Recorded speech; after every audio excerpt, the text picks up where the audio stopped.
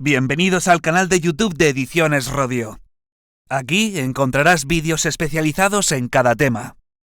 Si te gusta nuestro contenido, no olvides suscribirte, darle a me gusta y comentar tu experiencia. Gracias por elegirnos en tu camino hacia el éxito. Recuerda que nuestros temarios también están disponibles en formato digital y papel. Para cualquier duda puedes escribirnos a info@edicionesrodio.com. Maestros de Audición y Lenguaje. Volumen 1. Tema 10. Sistemas alternativos y complementarios de comunicación. El proceso de evaluación y toma de decisiones sobre los sistemas alternativos. El proceso de intervención. 1. Introducción.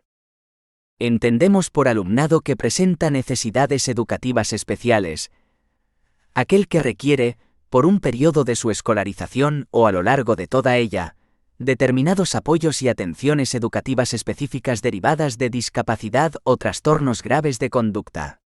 Muchos de estos alumnos y alumnas presentan dificultades en el aprendizaje, codificación, expresión, decodificación y o comprensión del lenguaje oral. Cualquier sistema de comunicación incluye un sistema receptivo y un sistema expresivo.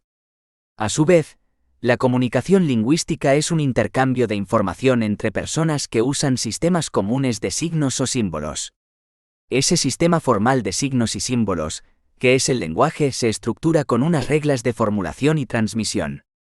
Por tanto, hay en el emisor unos requisitos que se deben cumplir para poder producir lenguaje útil para el receptor.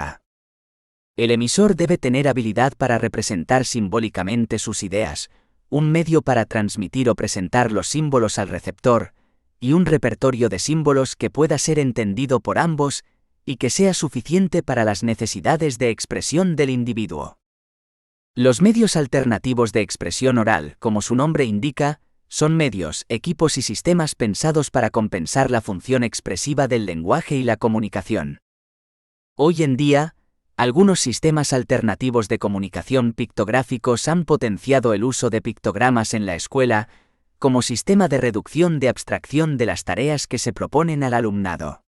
Por tanto, los sistemas alternativos y complementarios de comunicación se podrán utilizar en la escuela con las siguientes funciones: comunicación, valoración, intervención, aprendizaje. Los sistemas aumentativos o alternativos de comunicación se relacionan estrechamente con otras áreas del desarrollo, como la cognitiva o motora. Así, será imprescindible para su aprendizaje la evaluación y determinación de los niveles de competencia y desarrollo de los alumnos en cada una de estas áreas, y poder, de esta forma, ajustar estos sistemas a las características personales de cada uno de los alumnos. Ley Orgánica 3/2020, de 29 de diciembre, por la que se modifica la Ley Orgánica 2/2006, de 3 de mayo, de Educación, establece que la escolarización del alumnado que presenta necesidades educativas especiales se regirá por los principios de normalización e inclusión y asegurará su no discriminación y la igualdad efectiva en el acceso al sistema educativo, siendo la herramienta de acceso para muchos de los alumnos y alumnas con necesidades, los sistemas alternativos y o complementarios de comunicación. 2. Sistemas alternativos y o complementarios de comunicación, SAC. Los sistemas alternativos y o complementarios o aumentativos de comunicación, SAC, son todos aquellos recursos o técnicas, naturales o artificiales, que implican mecanismos de expresión y comprensión distintos de la palabra hablada. Estos mismos sistemas son llamados por otros autores como sistemas de comunicación no vocal, comunicación aumentativa, o sistemas complementarios de educación. Siempre que hablemos de los SAC debemos distinguir los términos verbal y no verbal, vocal y no vocal, que a su vez puede ser verbal o no verbal. La interacción entre la comunicación verbal y la no verbal es fundamental. Los sistemas alternativos y o complementarios de comunicación pueden dividirse en dos grandes grupos. Sistemas con instrumentos, objetos, miniaturas, fotografías o dibujos, como el SPC y el BLIS. Sistemas sin ayuda de instrumentos, lenguaje de signos, bimodal, CUE de speech, ya que el vehículo de expresión son los gestos y no requieren ninguna herramienta aparte del propio cuerpo de quien se comunica, tal como ocurre en el caso del habla oral. Los sistemas alternativos y o complementarios con instrumentos, también denominados de comunicación no vocal, pueden resultar útiles para el desarrollo comunicativo de alumnado que presente discapacidad motora grave, imposibilidad de ejecutar movimientos gestuales, incapacidad para escribir o manejar una máquina de escribir convencional. Discapacidad cognitiva profunda, imposibilidad para procesar el lenguaje oral. Discapacidad auditiva. Estos sistemas están compuestos por un conjunto de símbolos gráficos, más o menos abstractos, que generalmente se corresponden con palabras contenido y en menor medida con palabras función. Para la formación de oraciones, se rigen, en líneas generales, por las reglas sintácticas de una lengua natural del país en el que se utilizan. Los sistemas alternativos son lenguajes más limitados, menor flexibilidad, menor riqueza expresiva, que el lenguaje verbal, niveles de abstracción y de representación posibles de receptores del mensaje, etc. Pero son precisamente estas características las que posibilitan que estos sistemas alternativos y o complementarios de comunicación sean más accesibles para personas que presentan algunas de las deficiencias referidas anteriormente, como medio de acceso al aprendizaje verbal. En personas con discapacidad auditiva, los sistemas alternativos y o complementarios de comunicación sin instrumentos se pueden dividir en diferentes categorías. Lenguaje de signos. Utilizados por personas no oyentes. Los signos han ido evolucionando de forma natural entre las diversas comunidades de usuarios. Bimodal. Con el fin educativo de que el lenguaje de signos se corresponda a nivel sintáctico con el lenguaje oral de la comunidad oyente. Qued Speech. Como ayuda para interpretar el habla, palabra complementada. Los alumnos que son susceptibles de usar un sistema alternativo de comunicación son alumnos que desarrollan el proceso comunicativo adecuadamente, pero que no pueden hablar. Alumnos que presentan graves alteraciones de comunicación, pero que no están limitados para la elaboración de un código oral. Alumnos que presentan dificultades, con discapacidad cognitiva severa o profunda y con autismo con un bajo desarrollo cognitivo, en el proceso comunicativo y en la producción oral del lenguaje. Estos sistemas van a favorecer el desarrollo de su habla, o a sustituirla si no aparece, y el desarrollo de la comunicación. Los SAC se pueden clasificar en dos tipos, según su utilización. Específicamente alternativo, cuando sustituyen al lenguaje. Aumentativos o complementarios del lenguaje vocal. Existe una clasificación de los SAC atendiendo a las características significativas de cada uno de ellos. Basil. Se pueden dividir en 4 grupos. Aquellos sistemas basados en dibujos lineales fáciles de reproducir, pictogramas, y de utilizar permitiendo un nivel de comunicación concreta y telegráfica, SPC. Sistemas que combinan los símbolos pictográficos, arbitrarios e ideográficos y que permiten crear símbolos complejos a partir de los más simples. Permiten producir frases completas y expresión de ideas abstractas, BLIS. Sistemas basados en la ortografía tradicional, idioma escrito. Sistemas de lenguaje codificado. Según Van der Heyden, los requisitos que deben cumplir los SAC son: cubrir toda la escala de funciones lingüísticas que permitan al alumno a expresar no solo las necesidades básicas, sino el establecimiento de conversaciones. Que sea compatible con los demás aspectos de la vida del alumno y no interferir el uso de otras ayudas técnicas. Que le sirva para comunicarse con cualquier interlocutor, y que pueda ser usado en distintos entornos. Que presente el menor número posible de restricciones en lo que se refiere a temas y aspectos de la comunicación. Que sea efectivo para una comunicación rápida y precisa, con bajo nivel de fatiga. Que sea adaptable al desarrollo y evolución de las capacidades y posibilidades del alumno. Que su utilización sea fácil y motivadora, y asequible en cuanto a los costos de adquisición y mantenimiento, así como su entrenamiento. Tamarit los define como sigue. Los SAC constituyen un conjunto estructurado de códigos no vocales, necesitados o no de soporte físico, los cuales, mediante procedimientos específicos de instrucción, sirven para llevar a cabo actos de comunicación, funcional, espontánea y generalizable, por sí solos, o en conjunción con códigos vocales o como apoyo parcial a los mismos. En algunos casos, los mensajes se transmiten en forma de habla, voz sintetizada, pero en la mayoría de los casos consisten en gestos o símbolos gráficos, pictogramas o textos. La expresión se realiza con una ayuda técnica, sistemas asistidos, y son propios de niños con déficit motórico y otros. La expresión se realiza sin ayuda técnica, comunicación no asistida, que son los que solo necesitan de las manos del emisor. 2,1. Símbolos pictográficos para la comunicación. El Sistema de Símbolos Pictográficos para la Comunicación, SPC, de Roxanne Meyer Johnson fue concebido y elaborado en base a símbolos pictográficos, dibujos sencillos e icónicos. La palabra que representa cada símbolo aparece escrita encima, y en algunas ocasiones en que los conceptos abstractos no pueden ser representados fácilmente, solo aparecen las palabras.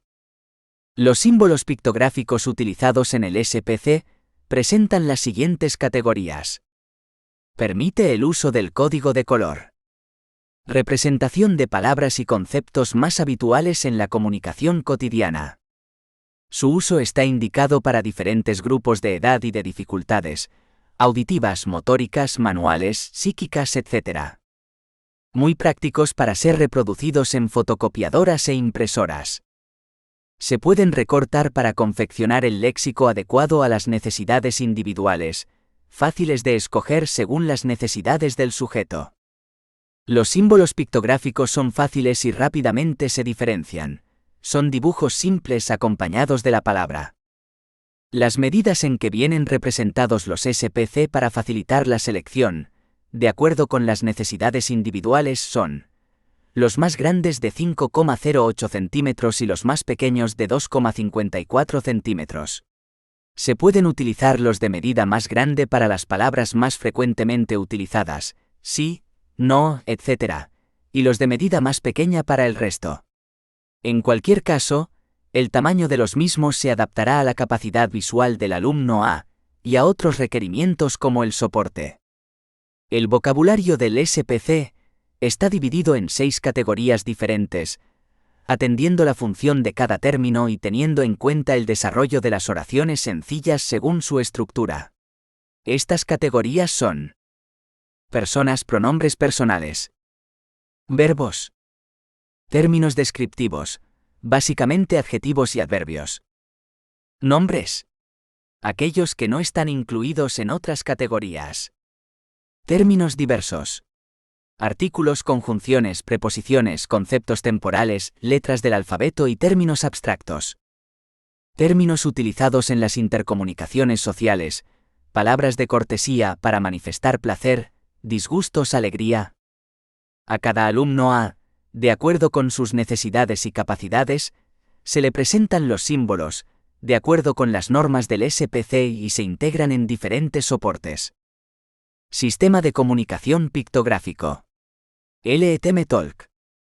Los criterios de utilización del SPC, en cuanto a colores, son los mismos que se aplican en el sistema BLIS, circunstancia que facilita el uso combinado de los dos sistemas.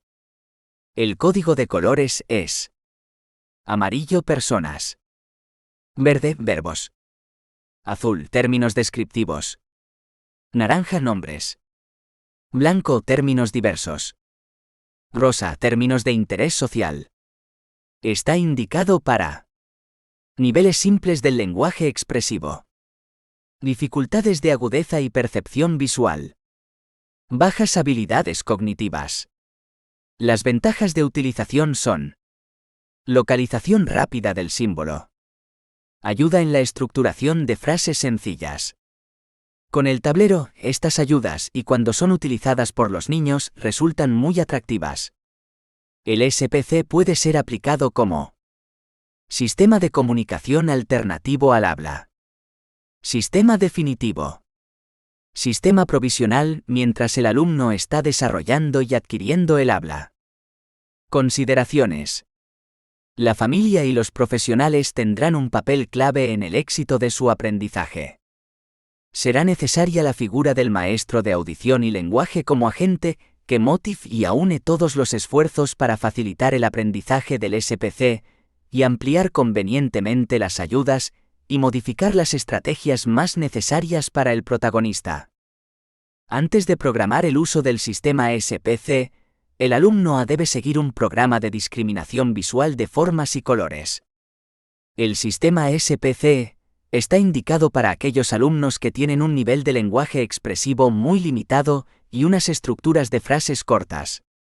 Para utilizar el sistema SPC, es condición necesaria que el alumno sea capaz de reconocer objetos dibujados, capacidad de abstracción y capacidad de memorización. El alumno debe tener un mínimo de necesidades comunicativas y que todo el sistema se adapte a sus necesidades y características. El objetivo final del SPC es facilitar la comunicación en el alumnado no oralizado con dificultades motrices y auditivas. Puede cumplir la doble función de sistema alternativo y aumentativo, esta última fundamentalmente con niños con discapacidad cognitiva severa o profunda. 2,2. El sistema Bliss. Charles K. Bliss publicó en el año 1965 el libro Semantographie Bliss Symbolics, donde describe ampliamente los propósitos, elementos y reglas del sistema. En el año 1971, el Ontario Crippled Children Centre efectuó la primera aplicación como sistema de comunicación alternativo. Es un sistema internacional de comunicación formado por símbolos gráficos visuales, con significado acordado y registrado. Existe evidentemente la posibilidad de seleccionar, explorar o codificar símbolos basados en el alfabeto corriente, o de establecer repertorios iconográficos a la medida del usuario. También existe la vía de la gesticulación organizada de forma muy personal, o las expresiones orales que solo los más allegados entienden, siendo inteligibles para el resto. Pero también hay sistemas que no se reducen a un repertorio de letras o palabras, ni, por el contrario, a un repertorio de imágenes de uso frecuente. Una de estas vías intermedias es el Bliss. Esta técnica se experimenta con éxito en Canadá desde 1971. Su creador, Charles K. Bliss, pretendió estructurar una ideografía a modo de Esperanto universal. Un centro de rehabilitación de niños paralíticos cerebrales de Toronto aprovechó el sistema Bliss para ofrecer a estos niños un conjunto restringido de símbolos pictográficos e ideográficos que permite representar infinidad de palabras e ideas. Voy a resumir el sistema de acuerdo con el esquema de un documento de André Silvestre. El Blissimbolismo comporta 5 clases de símbolos. Las variaciones en el tamaño, posición, orientación, espacio o número de los elementos introducen más posibilidades de expresión. La combinación de un símbolo con otro produce nuevos significados.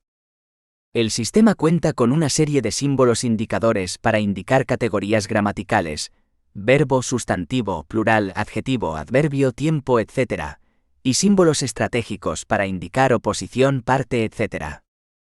Otra base del sistema Bliss estriba en la posibilidad de partir de un símbolo base desde el cual se obtienen nuevas significaciones. Por ejemplo, desde el símbolo de electricidad obtener el rayo, la radio, el teléfono, etc. Finalmente, teniendo en cuenta todas esas posibilidades, se construyen composiciones sintácticas.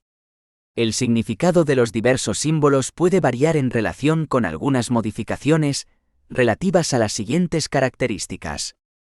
Medidas del símbolo, grande-pequeño. Posición del símbolo, arriba-abajo. Dirección orientación, derecha-izquierda. Señalización, junto al objeto señalado. Referencias posicionales, debajo-encima. El sistema Bliss dispone de procedimientos por los cuales, añadiendo algún indicador, se amplía el significado del símbolo. Fuente tarjeta símbolos Bliss. Ministerio de Educación y Ciencia. 1985. Los indicadores más importantes son los siguientes. Equiplural Q acción V atributo V materialización. Estos indicadores se colocan sobre el símbolo cuyo significado amplían. Continuamente se inventan símbolos compuestos, poniendo el indicador de combinación delante y detrás del símbolo inventado. Ejemplo: atlas, libro más mapa. Los verbos se pueden conjugar añadiendo un indicador temporal al símbolo correspondiente.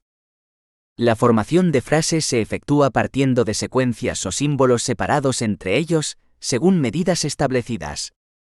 Para la utilización del sistema Bliss, los símbolos se presentan en tableros que incluyen agrupados 100, 200 o 400 símbolos.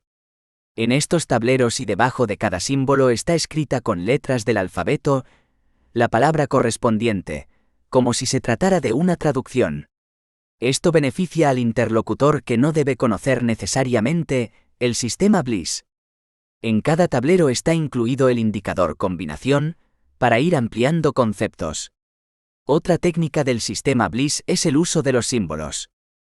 Otra característica del sistema Bliss es el hecho de que los símbolos se presentan agrupados en categorías coloreadas según el significado y en relación con consideraciones sintácticas. Las características y colores respectivos son los siguientes: amarillo, personas; verde, verbos; azul, términos descriptivos; naranja, nombres; blanco, términos diversos; rosa, términos de interés social. 2,3. Lenguaje de signos. El lenguaje de signos más estudiado es el lenguaje de los sordos norteamericanos, American Sign Language, ASL. El lenguaje de signos es un producto natural del desarrollo de los movimientos de expresión. Wilhelm Wundt, 1832-1920. Es el sistema de comunicación entre los sordos profundos. Aparece espontáneamente en el ser humano, y los signos se convierten en símbolos significantes cuando provocan implícitamente en el individuo que los hace las mismas reacciones que provocan explícitamente en otros individuos a los que van dirigidos. Si se quiere que sea lenguaje, es preciso que uno entienda lo que se dice.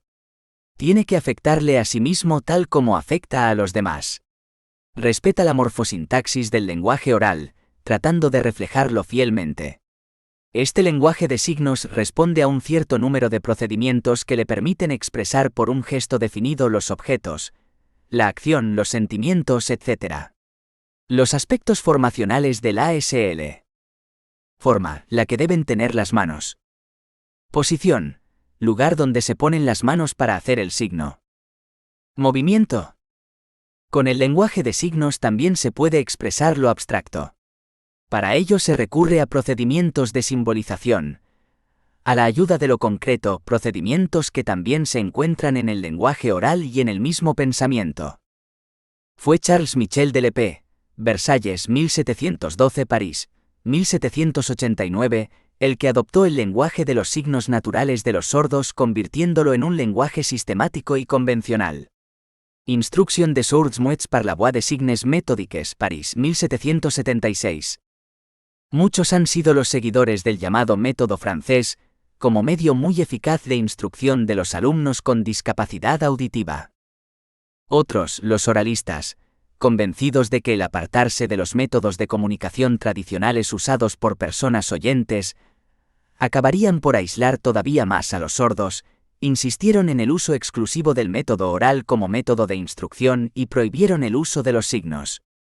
Se inició una controversia internacional, Congreso de Milán, 1880, que ha dividido a los profesores de sordos por espacio de más de un siglo. Los oralistas se apoyan en el Congreso de Milán, reforzados por los padres de los niños sordos, que creían, y algunos creen, que la comunicación por medio de la palabra es una posibilidad real para todos los niños sordos, y que en su día sus hijos podrían estructurar el lenguaje.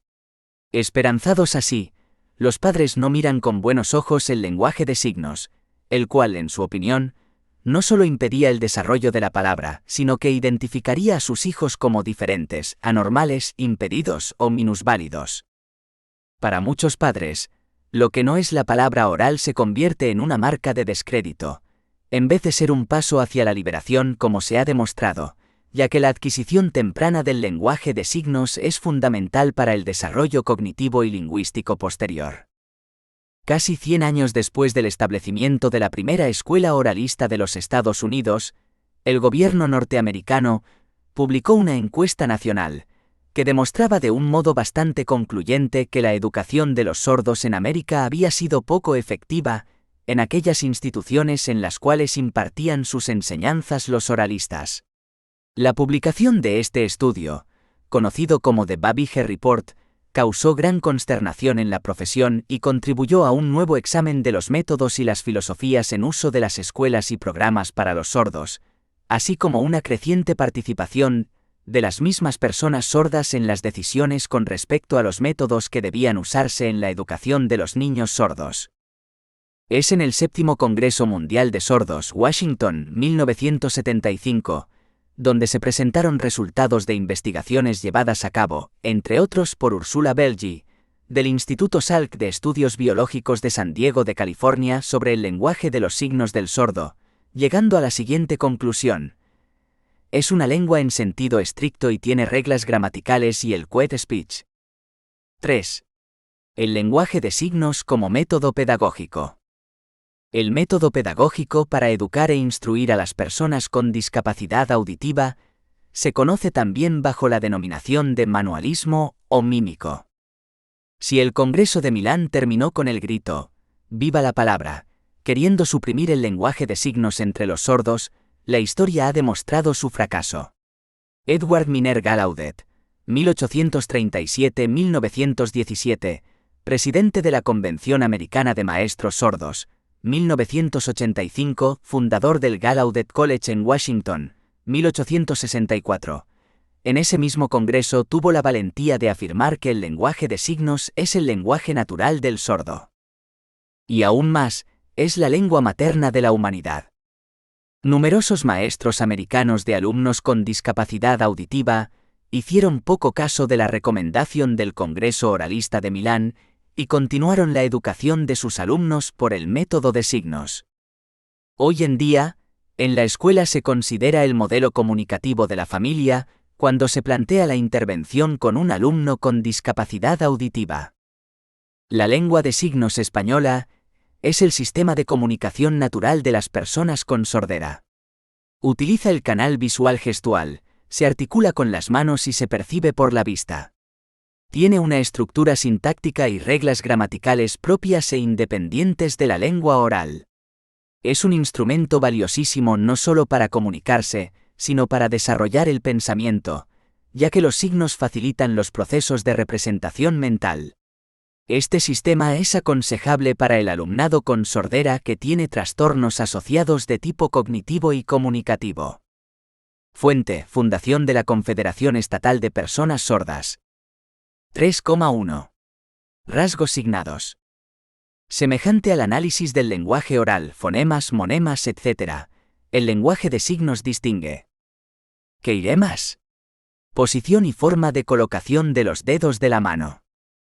Toponemas. Lugar en el espacio donde se colocan las manos. Kinemas. Clase de movimiento que realizan las manos. 3,2.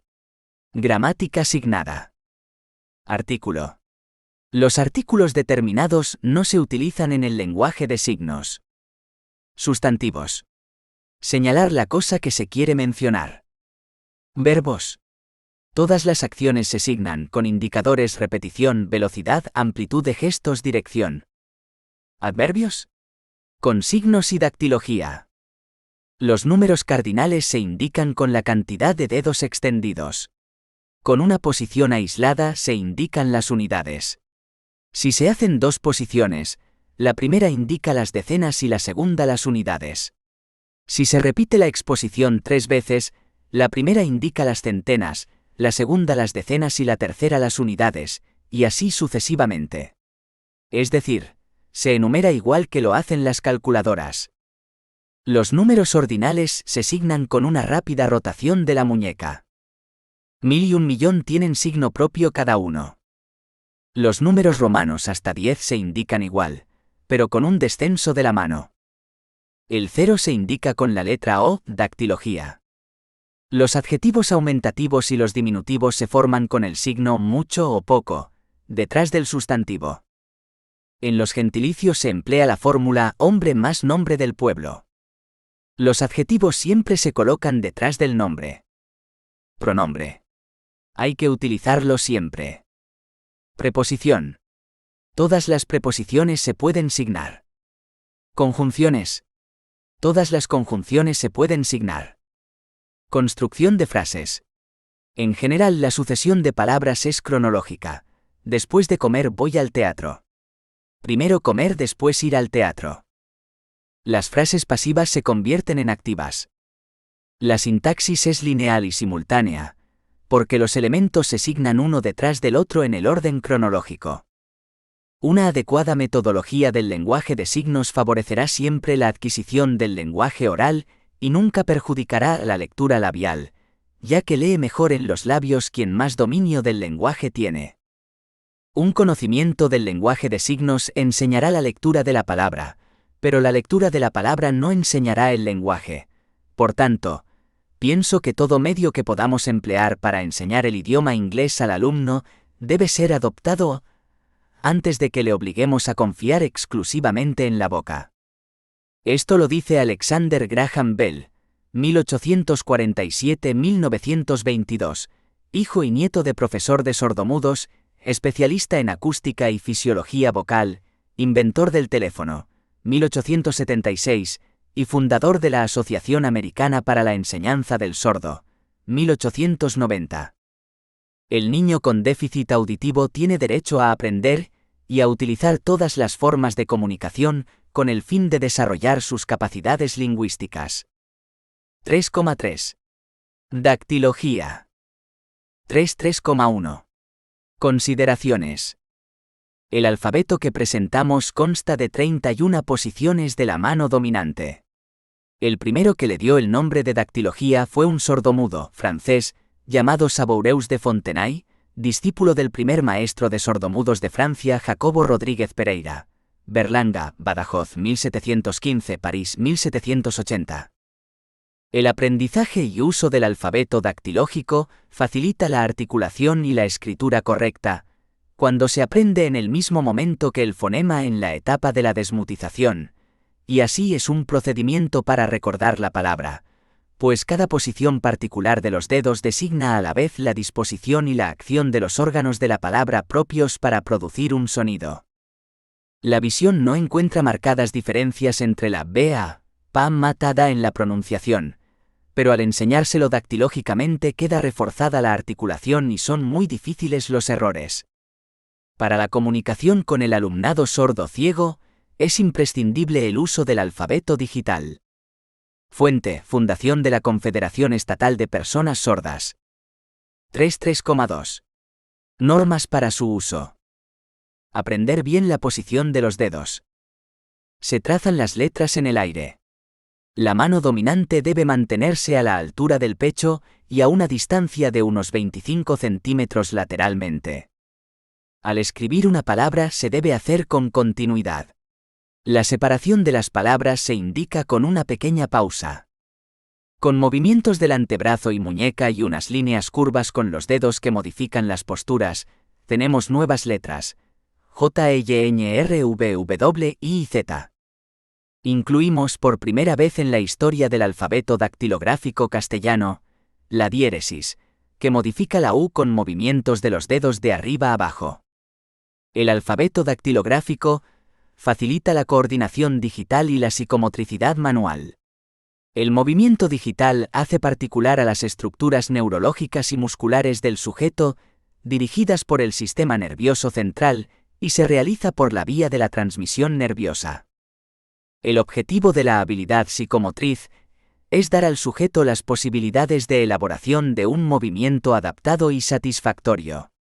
Al trabajar con el alfabeto intentamos adaptar los movimientos de los dedos al lenguaje y el habla. La intencionalidad de los movimientos supone una motivación de comunicación y manifiesta la madurez del niño y su dominio corporal y psicológico. Esta es la opinión de un eminente sordo postlocutivo. El dactilógico, como lenguaje exclusivo, lo emplean únicamente los sordos con conocimiento del lenguaje oral. En los nombres propios de naciones, ciudades, accidentes geográficos y apellidos, se recurre al dactilógico, y así queda completada la suplencia mental de la lectura labial. En el ASL existen más de 2000 signos.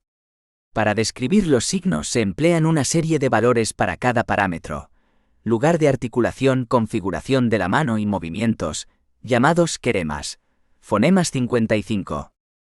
La expresión facial, el movimiento y la expresión del cuerpo tienen también una gran importancia para comprender la estructura de la frase. El lenguaje de signos castellanos es un lenguaje mixto entre el lenguaje de signos propio de la comunidad de sordos y el lenguaje oral dominante, y presenta algunas variaciones de una región a otra. Las investigaciones sobre la influencia de la adquisición temprana del lenguaje de signos en el desarrollo cognitivo y lingüístico de los niños sordos profundos ha permitido comprobar el carácter positivo de este aprendizaje, especialmente si se utiliza acompañado por el habla y desde edades muy precoces que eviten que se produzca la impotencia comunicativa entre los padres y el niño. 3,4. Bimodal, comunicación total o simultánea. En los estudios referidos al tema debemos mencionar a H.S. Schlesinger y Cape Meadow, 1972, Sound and Sign, Childhood Deafness and Mental Health. Berkeley, University of California Press. Los autores siguieron el desarrollo del lenguaje de Ruth y Marie, dos niñas sordas cuyos padres oyentes utilizaban inglés oral y signado y, después de comprobar los resultados satisfactorios ante pruebas lingüísticas, proporcionaron la siguiente definición. El lenguaje de signos es considerado generalmente favorecedor del desarrollo de los niños sordos cuando es utilizado con positivo efecto, sin conflicto, es acompañado por el habla y la instrucción auditiva, y es utilizado pronto, antes de que un sentimiento de impotencia comunicativa se produzca entre la madre y el niño. Es en el 7º Congreso Mundial de Sordos celebrado en Washington, D.C., 31 JULY 8 de agosto, 1975, donde se reconoce el valor de los signos que se apoyan en un lenguaje oral simultáneo, y cuando Schlesinger, 1978 se refiere a esta situación denominándola bimodalismo, The Acquisition of Bimodal Language. En el año 1982 M. Montfort, A. Rojo, hijo de sordos, y A. Juárez publicaron un programa elemental de comunicación bimodal. 3.4,1. Utilización sistemática, selectiva o periódica. En el aprendizaje del lenguaje bimodal, hay que propiciar en los sordos el desarrollo de la lectura labial para que se puedan comunicar con personas que desconozcan el sistema bimodal. 3.4,2. ¿Qué es la comunicación bimodal? La comunicación bimodal, también llamada total, supone la utilización del lenguaje oral y de los signos o gestos de los sordos, pero signando todas las palabras en el orden que sigue el idioma que se habla, añadiendo signos elaborados para ciertas palabras que en lenguaje de signos se omiten, verbo ser, preposiciones, artículos, y utilizando la dactilología para los nombres que no tienen el signo correspondiente. La combinación lengua oral y lengua signada se emplea en ambientes educativos y está ligada a una filosofía de la comunicación que pretende aprovechar todos los medios de los que dispone el hombre para relacionarse con sus semejantes. La comunicación bimodal pretende poner en colaboración con el sistema oral dos medios de comunicación, los signos y la dactilología, integrándolos en uno solo. Se puede utilizar tanto en la educación del lenguaje de los niños sordos como en los niños oyentes no verbales. Fuente: IT Alcalá de Henares. Dossier Signos Básicos SAC Bimodal. 2022. 3.4,3. Importancia de la comunicación bimodal. Los resultados de las investigaciones han confirmado y justificado optar por la comunicación bimodal, entre otras por las siguientes razones. Por el fracaso del método oral puro, en sordos profundos y severos con un lenguaje mal estructurado y con dificultades de la comprensión de textos escritos. Por el cansancio que le supone al sordo continuamente pendiente de la lectura labial, llegándole muchas veces los mensajes deformados. Por la lentitud de adquisición del lenguaje oral en los sordos profundos, que les impide tener una comunicación psicoafectiva con sus padres y familiares, y que es superada por la comunicación bimodal. por reconocer la entidad diferencial del sujeto con déficit auditivo. El lenguaje bimodal va a permitir una comunicación temprana y ricas posibilidades de interacción entre la familia y el niño, sin comprometer la adquisición del lenguaje oral. 3.4.4. Objetivos. Los objetivos fundamentales de la comunicación bimodal son: adquirir una comunicación precoz, rica en matices con los padres y familiares. Adquisición de vocabulario semejante al del niño oyente. Apoyo a la lectura labial, por el empleo de la dactilogía. Favorecer los códigos de memoria de las palabras. Favorecer el juego simbólico. Este sistema se aprenderá en el seno de la familia y con las mismas estrategias que para el aprendizaje del lenguaje oral. Imitación. 3.5. Cued Speech.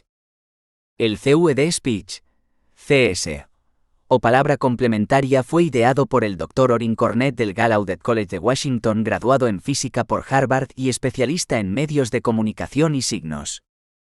Después de varios años de investigación, el Dr. Cornett presentó personalmente este método, en 1970, en el Congreso Internacional sobre la Educación de los Sordos en Estocolmo.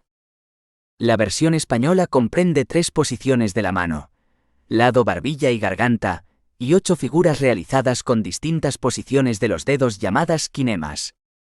3.5.1. ¿Qué es un CUED Speech? El CS es un método de comunicación para emplear con y entre los sujetos con déficit auditivo.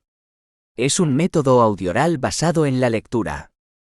Los movimientos efectuados con las manos complementan pero no reemplazan la información recibida a través de la lectura labial. 1.1. De manera que la información sea total para aquellos que no pueden oír. Es un sistema de apoyo a la lectura labiofacial. Despejan la ambigüedad de esta. Muchas personas han buscado una ayuda o un medio capaz de hacer el lenguaje visible.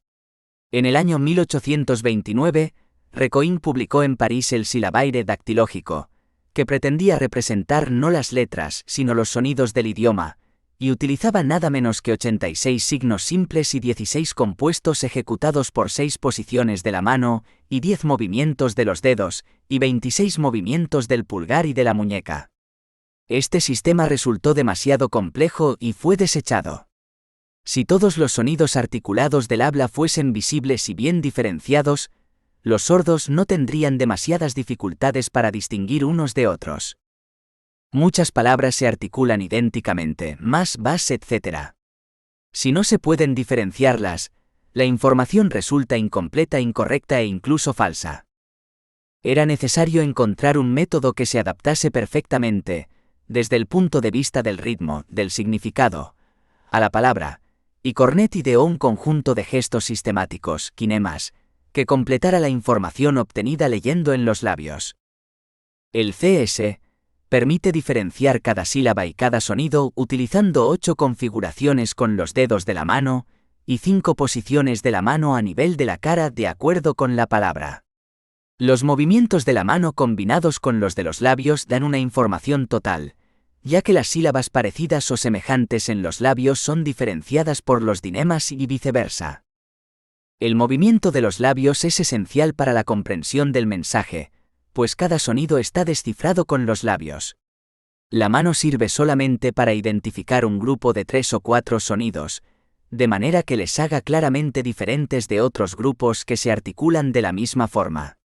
Ningún sonido puede ser identificado por el movimiento de la mano.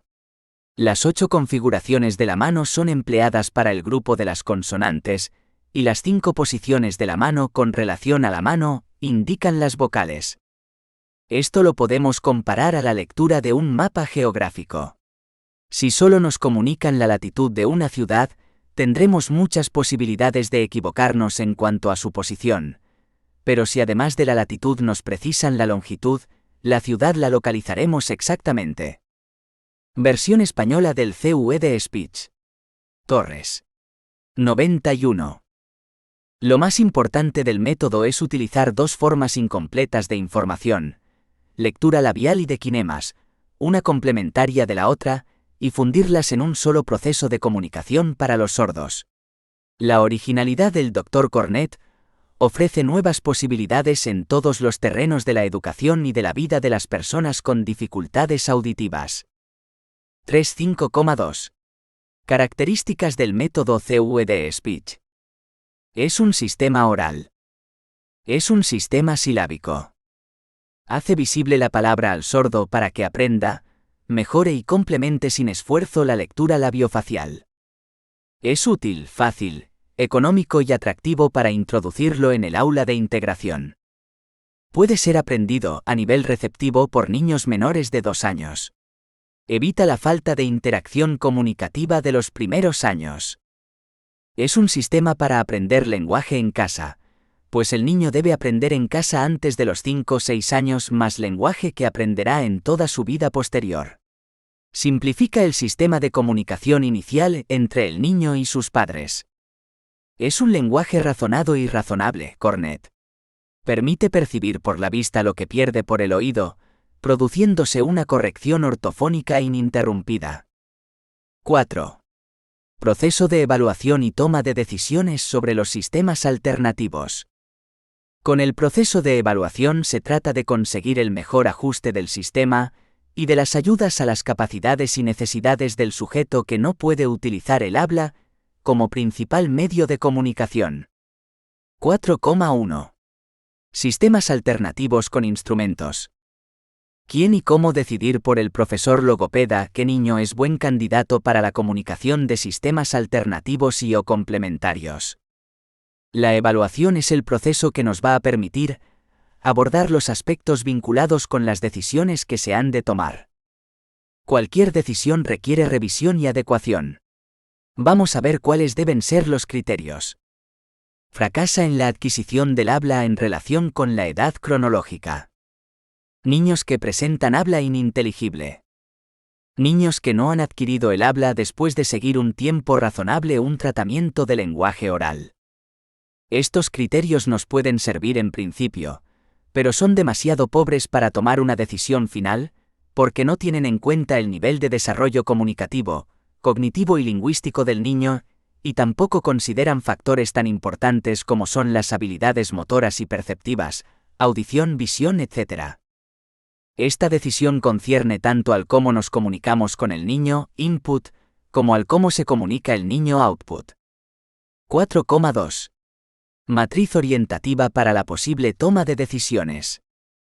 Nos podemos apoyar en nuestras observaciones educativas o clínicas utilizando una matriz como la que proponen H.C. Sane y A.S. Bashir, Election Criteria for Determining Candidacy for an Augmentative Communication System, Preliminary Considerations. Comunicación presentada al American Speech Language Hearing Association Convention, San Francisco, 1976. Niveles a considerar. Nivel 1. Factores cognitivos. Habilidades cognitivas y nivel de inteligencia sensoriomotriz. Tener como mínimo 18 meses de edad mental. Discriminar fotografías de personas y objetos comunes. Nivel 2. Reflejos orales y factores de producción del lenguaje. Si se presentan o no persistentemente los reflejos de los 4 puntos cardinales. Náusea. Morder. Succión deglución. Extensión de mandíbula. Nivel 3. Lenguaje y aspectos motores de la expresión del habla. Discrepancias entre habilidades receptivas y expresivas. Memoria. Nivel 4. Aspectos motores del habla, factores que contribuyen. Presencia de afectación neuromuscular, trastornos práxicos, producción de sonidos vocálicos, producción de sonidos indiferenciados. Habilidades de motricidad fina y gruesa, pobre, adecuada, buena. Nivel 5. Producción, factores. Habla ininteligible, excepto para familiares y amigos. Predominio de la comunicación a través de gestos, señales y de expresión facial y corporal. Frases de una sola palabra. Frustración asociada a la inhabilidad de hablar. El esquema corporal y percepción visual y auditiva. Factores ambientales. Nivel 6. Factores emocionales y motivacionales. deseo de comunicarse, etc. Pérdida brusca del lenguaje expresivo. Habla únicamente a determinadas personas o rehúsa el hablar. Repercusiones de la elección de uno u otro sistema en su relación con el entorno habitual. Nivel 7. Edad cronológica. Inferior a 3 años, entre 3 y 5 años, superior a 5 años. Nivel 8. Intervención previa. Si ha tenido terapia previa, si era apropiada, si progresa despacio para permitir una comunicación efectiva. Nivel 9. Intervención anterior, factores que contribuyen. Imita sonidos, vocales o palabras. Nivel 10. Factores ambientales. Conformidad o no de la familia. Esta matriz puede representar un método para tomar decisiones, y siempre hay que adaptarla a las necesidades concretas con las modificaciones necesarias. El logopeda debe conocer los principales sistemas alternativos y o complementarios de comunicación y cuál es el posible para un determinado alumno concreto. 4,3. Prerequisitos necesarios de aprendizaje. Atención, imitación y seguimiento de instrucción. Resumimos algunos de los prerequisitos necesarios para iniciar el aprendizaje de los sistemas alternativos gráficos, SPC BLIS. Buenas habilidades discriminativas y visuales, para distinguir entre características como medidas, forma y orientación de las formas, memoria visual. Habilidades cognitivas en el estadio preoperacional avanzado o al inicio de las operaciones concretas. Un medio eficaz de indicar los símbolos en aparatos electrónicos o no electrónicos. Habilidades entre moderadas y buenas de comprensión auditiva y de emparejamiento con una muestra. 4,4. Sistemas alternativos sin instrumentos. Sistemas gestuales, lenguaje de signos, bimodal, CUE de speech. La principal ventaja de los sistemas alternativos gestuales es que, al no requerir ningún instrumento especial, resultan más directos y facilitan la comunicación espontánea, pero requieren buena visión y habilidad brazo-mano-dedos. Al tomar decisiones vamos a seguir los siguientes factores. El especialista en audición y lenguaje debe conocer con cierta fluidez los signos manuales. El vocabulario es ilimitado. Rapidez de transmisión. Económico. Conformidad o no de la familia. 5. Proceso de intervención. El objetivo que debe presentarse cuando iniciamos a un alumno A en un sistema alternativo o simultáneo de comunicación es que aprenda a utilizarlo de forma espontánea y relevante y promover la interacción comunicativa de forma que el alumno A inicie espontáneamente la conversación y responda a las preguntas que se le hacen con los siguientes fines. Producir cambios en su ambiente y conseguir que los demás le proporcionen cosas que él desea, que le faciliten realizar alguna actividad o la repitan, etc. Intercambio social de una información. Obtener y proporcionar información relevante, es decir, evidente o ya conocida por el interlocutor. A partir del vocabulario inicial sugerimos unas cuantas tareas que se pueden realizar y las agruparemos en 3 niveles de objetivos: denominación, descripción y abstracción y uso espontáneo del léxico. Denominación. En este objetivo pretendemos que el niño aprenda a contestar: ¿qué es esto? ¿Dónde está? Descripción y abstracción. Que el alumno A identifique el símbolo correspondiente a preguntas de complejidad. Acciones. ¿Qué hace? Relaciones. ¿Quién? Personas. ¿De quién? Posesión. ¿Dónde? Espacio. ¿Cuándo? Tiempo. ¿Cómo? Cualidades y emocionales. Uso espontáneo del léxico. Como objetivo, se pretende que el niño inicie la conservación sin que nadie se lo insinúe previamente para pedir objetos, pedir acciones, participar con otras personas, rechazar cosas, explicar cosas, hacer preguntas. Se analizarán y evaluarán los resultados de las enseñanzas individuales comparadas con las enseñanzas en pequeños grupos, 3 a 5 personas, los lugares en donde se realizan los aprendizajes y las personas que han intervenido con el fin de generalizar los aprendizajes en los ambientes reales donde el niño conviva. El proceso de intervención, en definitiva, va a requerir 3 momentos.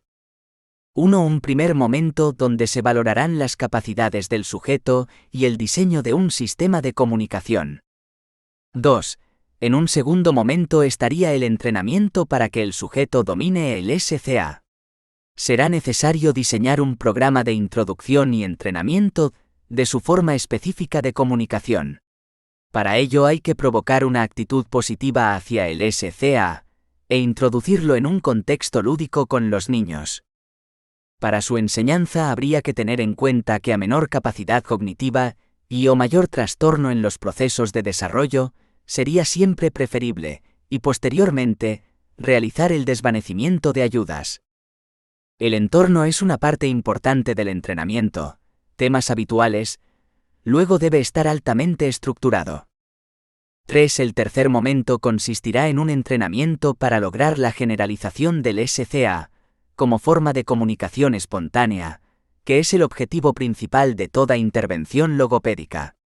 Lo primero que interesa es que el sujeto sea capaz de comunicarse y que esta comunicación, independiente de la forma, sea lo más espontánea y funcional posible, para expresar ideas, sentimientos, etc., del sujeto. 6. Conclusión.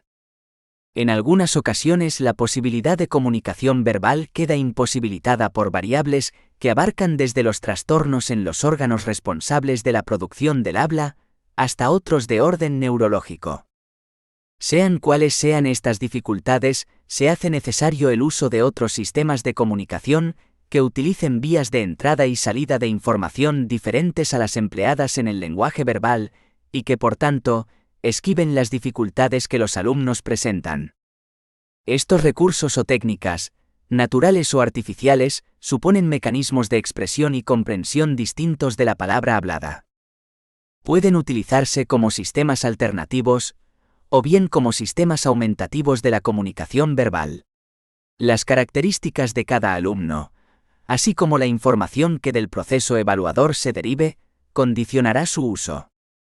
Los símbolos pictográficos para la comunicación, SPC, y el sistema Bliss son 2 ejemplos de sistemas de comunicación elaborados a base de símbolos pictográficos que no son más que dibujos sencillos e icónicos. Por otro lado, el lenguaje de signos, la dactilología, el sistema bimodal, el CVD Speech, son sistemas de comunicación que se basan en signos y gestos que los individuos pueden realizar con sus propias manos, cara o resto del cuerpo. Dada la importancia de la comunicación, el uso y aprendizaje de estos sistemas requiere un complejo proceso de evaluación y toma de decisiones. Diferentes herramientas como las matrices de tomas de decisiones facilitan al maestro de audición y lenguaje esta tarea. El aprendizaje del uso de forma espontánea de estos sistemas constituirá uno de los principales objetivos del proceso de intervención.